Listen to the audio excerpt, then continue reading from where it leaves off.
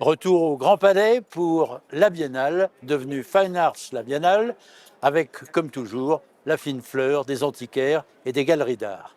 Pour notre retour au Grand Palais, à l'occasion de FAB Paris, Fine Art Paris la Biennale, la Galerie des Âges présente en exclusivité ce secrétaire d'époque Louis XVI réalisé par Adam Weisweller, recouvert d'une laque du Japon, d'une loupe de tuya, avec une qualité de bronze exceptionnelle. Ce meuble, on arrive à le retracer, alors il est d'époque Louis XVI, mais on peut le retracer dès 1822 chez le marchand Daval, rue de Seine, lors d'une vente aux enchères de son stock. Il appartenait ensuite à Alphonse de Rothschild, à l'hôtel Saint-Florentin, puis son fils Édouard. Entre-temps, il avait été saisi pendant la guerre et revenu grâce au Monuments Men, pour finir dans la collection de Habib Sabet. Un intérieur assez magique, comme on aime les voir, très en contraste avec l'extérieur, tout en bois citronnier d'amarante. Le cabinet Éternel Printemps, le dernier exemplaire d'une série, peut-être du meuble le plus important que j'ai pu réaliser, tout en bronze, 600 kilos de bronze.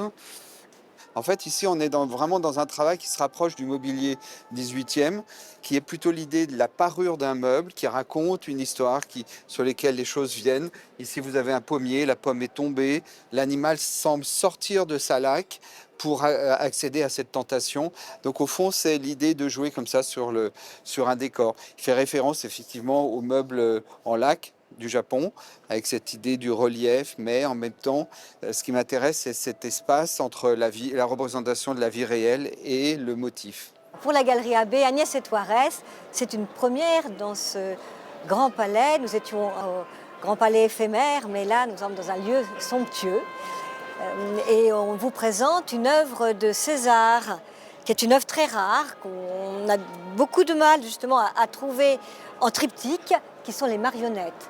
Alors César, bien sûr, est très connu pour son trophée, que vous connaissez tous, et pour son pouce. Et là, vous avez, quand vous regardez de près, vous avez des boulons, des tiges de fer, peut-être une représentation de la société. On est fait un petit peu peut-être de briques, de brocs, au niveau culturel, au niveau de notre évolution. Et on est peut-être un peu tous aussi des pantins.